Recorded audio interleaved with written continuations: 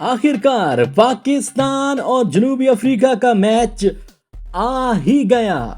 वैसे तो world cup का हर मैच हर टीम के लिए अहम होता है, लेकिन पाकिस्तान के लिए यह मैच जनूबी अफ्रीका से भी अहम है। जी हां, अगर पाकिस्तान ने सेमीफाइनल खेलना है तो ये मैच जरूर जीतना है। बल्कि पाकिस्तान को तो सेमीफाइनल खेलने के लिए अगले चारों मैच ही जरूर जीतने हैं। अगर पाकिस्तान अफगानिस्तान से जीत जाता तो शायद जनूबी अफ्रीका के खिलाफ हार की गुंजाइश बन सकती थी, लेकिन अफगानिस्तान के हाथों अपसेट शिकस्त के बाद पाकिस्तान के पास अब कोई गुंजाइश नहीं रही।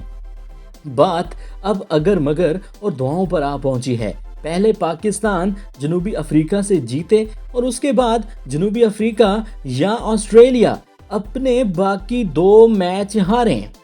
वैसे पिछले कई मेगा इवेंट्स में जनूबी अफ्रीका को पाकिस्तान अगर मगर की सूरत हाल में हरा देता है। ताहम इस मर्तबा देखना होगा कि क्या ये जिंक्स टूटता है या फिर पाकिस्तान की सेमीफाइनल में पहुंचने के लिए उम्मीदें बिल्कुल ही टूट जाती हैं।